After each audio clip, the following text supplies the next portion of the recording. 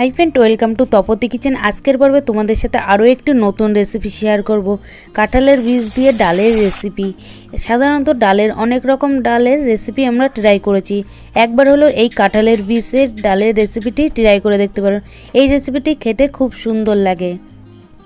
এখানে ডাল বানানোর জন্য এখানে বীজগুলো আমি ভালো করে পরিষ্কার করে ধুয়ে নিয়েছি। তোমরা দেখতে পাচ্ছ এরকম সাদাভাবে বীজগুলো ধুয়ে নেবে, না হলে ডালটা কালো হয়ে যাবে, লাল হয়ে যাবে, খেতে ভালো লাগবে না আর দেখতেও ভালো লাগবে না। এবার বীজগুলো আমি সিদ্ধ করে নেব। সিদ্ধ করে নেওয়ার জন্য এখানে একটা প্রেসার কুকারের মধ্যে আমি বীজগুলো দিয়ে দেবো আর দিয়ে দেবো পরিমাণ মতন জল। সিদ্ধ করে নেওয়ার সময় দিয়ে দেবো পরিমাণ মতন নুন। এখানে 1 চামচ মতন আমি নুন দিয়ে দিয়েছি। নুন দিয়ে দেওয়ার পরে ভালো করে নাড়াচাড়া করে নেব। এবার প্রেসার কুকারের ঢাকনাটা আটকে আমি 3 থেকে 4টে মতন সিটি দিয়ে নেব। কাঁঠালের বীজগুলো সিদ্ধ করে নেওয়ার জন্য ওভেনের উপরে বসিয়ে দিয়েছি। 3 থেকে 4টে মতন সিটি দিয়ে নিলেই দানাগুলো খুব সুন্দর সিদ্ধ হয়ে যাবে। সিদ্ধ করা হয়ে গেছে। এবার আমি লাভিয়ে প্রেসার কুকারের ঢাকনাটা খুলে তোমাদেরকে দেখিয়ে দেবো কতটা পরিমাণে সিদ্ধ হয়ে গেছে।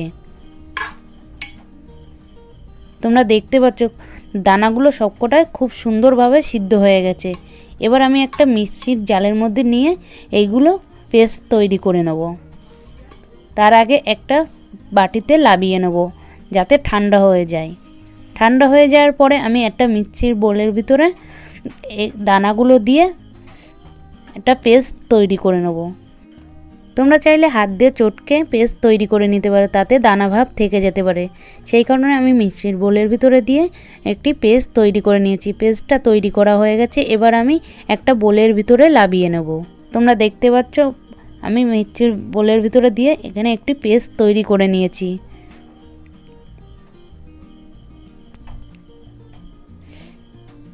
আর বাকি যেইটুকুনি কাঁঠালের দানা আছে সেইটুকুনিকেও পেস্ট তৈরি করে নেব। পেস্টটা তৈরি করার সময় সামান্য পরিমাণে জল দিয়ে দেবে।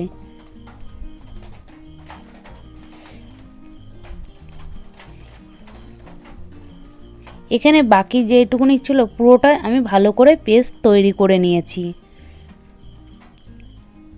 এবার পুরোটাই আমি বাটির ভিতরে লাভিয়ে নেব।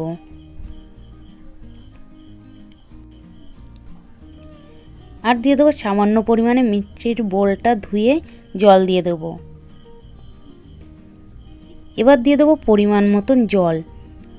আমি জলটা একেবারে অ্যাড করে নিইনি, সামান্য পরিমাণে জল দিয়ে পরে আবার অ্যাড করে নেব। এবার ভালো করে জলের সাথে মিশিয়ে নেব। ভালো করে মিশানো হয়ে গেছে। আরও কিছুটা জল দিয়ে পুরোটা আমি ভালো করে মিশিয়ে নেব। এখানে আমি একেবারে জলটা অ্যাড করে নিইনি। ভালো করে জলের সাথে মিশানো হয়ে গেছে। আর তোমরা দেখতে পাচ্ছ ডালে কোনো দানা ভাব নেই আর ডালটা খুব সুন্দর গলে গেছে। এবার আমি ফোড়ন দিয়ে দেবো। ডালটা ফোড়ন দেওয়ার জন্য কড়াই বসিয়ে দিয়েছি। কড়াইটা গরম হয়ে আসার পরে সর্ষের তেল দিয়ে দেবো। তেলটা ভালো করে গরম করে নিয়েছি। এবার দিয়ে দেবো গোটা জিরে আর দিয়ে দেবো 2 কি 3টে মতন শুকনো লঙ্কা, তেজপাতা। এইগুলো ভালো করে ভেজে নেওয়ার পরে এবার দিয়ে দেবো জিরে পেস্ট। এখানে আমি গুঁড়ো মশলা ব্যবহার করছি না, এখানে পেস্ট তৈরি করে নিয়েছি। আর দিয়ে দেবো আদা পেস্ট 1 চামচ। আর দিয়ে দেবো ঝালের জন্য কাঁচা লঙ্কা পেস্ট। এখানে 3টে মতন কাঁচা লঙ্কা ভালো করে পেস্ট তৈরি করে নিয়েছি। এই মশলাগুলো ভালো করে ভেজে নেব যতক্ষণ না মশলাতে কাঁচা গন্ধ ভাবটা চলে যাচ্ছে।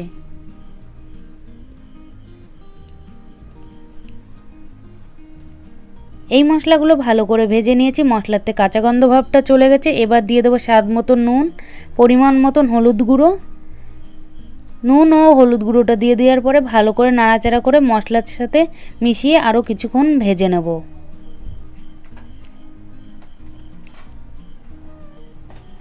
মশলাটা ভালো করে ভেজে নিয়েছি। মশলার থেকে তেল ছাড়তে শুরু করে দিয়েছে। এই পর্যায়ে দিয়ে দেবো স্বাদ মতন চিনি।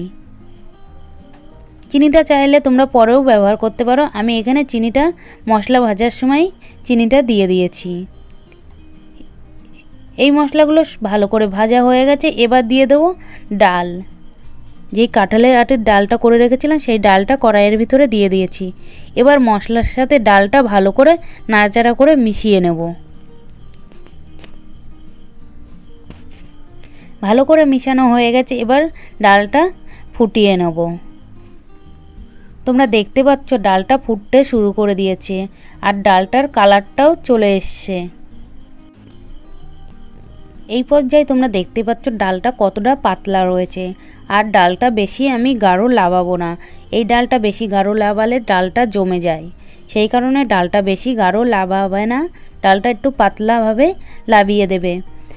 ডালটা লাবানোর আগে তোমরা চাইলে গরম মশলা বা ধনেপাতা ব্যবহার করতে পারো, এখানে আমি কিছুই ব্যবহার করব না। ডালটা তোমরা দেখতে পাচ্ছ কতটা সুন্দর কালার চলে এসছে।